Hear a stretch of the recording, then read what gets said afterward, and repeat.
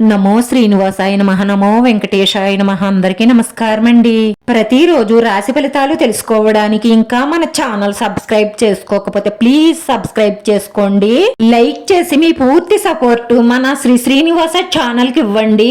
ఈ వారం రాశి ఫలితాలలో గోచార్య రీత్యా వృషభ రాశి వారు ఎటువంటి శుభాశుభ ఫలితాలను పొందుతారో తెలుసుకోవడానికి ఈ మన వీడియోని ఎక్కడా స్కిప్ చేయకుండా చివరి వరకు చూడండి.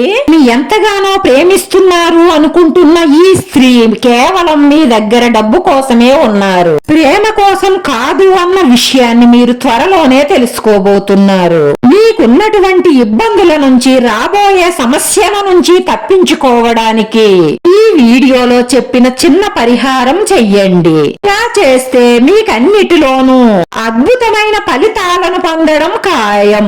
గ్రహస్థితి మీకు అనేక అవకాశాలను తెచ్చిపెడుతుంది. రేపటి రోజున మీ తల్లిగారితో మీకు సైతాంతిక విభేదాలు వచ్చే అవకాశాలు ఉన్నాయి కాబట్టి జాగ్రత్త. లేదంటే దీని కారణంగా ఇంట్లో ఉద్రిక్తత ఉంటుంది.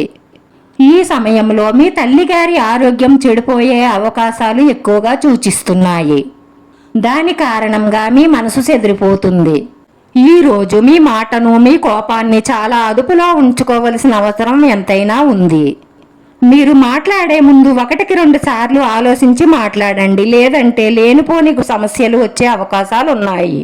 మీ జీవితంలో మీ నుంచి విడిపోయిన ఒక స్త్రీ తన తప్పును తెలుసుకుని మళ్ళీ మీ దగ్గరకు చేరతారు.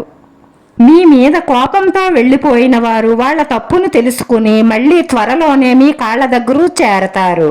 రోజున కొన్ని అనారోగ్య సమస్యలు మిమ్మల్ని ఇబ్బంది పెట్టే అవకాశాలు ఉన్నాయి. మీ ఆదాయంలో కూడా కొన్ని సమస్యలు ఉండవచ్చు. అయినా మీ పని ఏదీ ఆగదు. ఈ సంబంధాలలో సమతుల్యత పాటించవలసిన అవసరం ఉంటుంది. మీరు మీ స్నేహితులతో ఎక్కడికైనా వెళ్లాలని ప్లాన్ చేసుకునే అవకాశాలు ఉన్నాయి. ఉత్సాహం మరియు శృంగారంతో నిండిన రోజుగా మిగులుతుంది. మీ ప్రేమ భాగస్వామితో అద్భుతమైన క్షణాలను గడుపుతారు. మీ భాగస్వామిని ఆకట్టుకుంటారు. మీ వైవాహిక జీవితంలో ప్రశాంతత ఉంటుంది. ఒకరి అవసరాలను ఒకరు అర్థం చేసుకోవడం వల్ల మీ దాంపత్యం మెరుగు అవుతుంది. వివాహితుల గృహ జీవితం బాగుంటుంది. మీ జీవిత భాగస్వామి పూర్తి సహాయ సహకారాలు మీకు అందుతాయి. మీరు చెయ్యాలనుకున్న పని ఆగిపోవచ్చు. అందుకే మీరు ముందుగానే పెద్దల సలహా తీసుకోవడం మంచిది. అలా చేయడం వల్ల మీకు ప్రయోజనకరంగా ఉంటుంది. వ్యాపారంలో ఒడిదుడుకులు ఉంటాయి.